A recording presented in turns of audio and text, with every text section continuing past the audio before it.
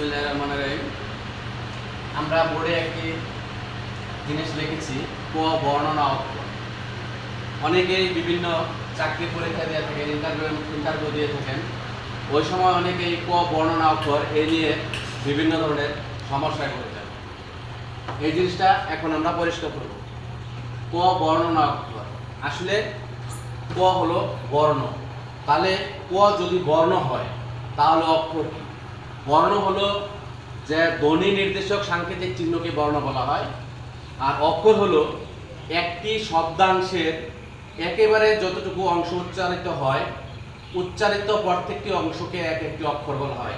একটি শব্দের একেবারে যতটুকু অংশ উচ্চারিত হয়, উচ্চারিত প্রত্যেকটি অংশকে এক একটি অক্ষর বলা হয়। যেমন স্পন্দন। স্পন্দন শব্দটিতে স্পন ও ধন আলাদা আলাদা, স্পন একটি অক্ষর, ধন একটি অক্ষর। আমরা যদি বিদ্যালয় শব্দটি ভাঙি তাহলে বিদ্যার যুগ আলয়, এখানে বিদ্যা একটি অক্ষর, আলয় একটি অক্ষর। আশা করি সবাই বুঝতে পেরেছে। সবাইকে ধন্যবাদ।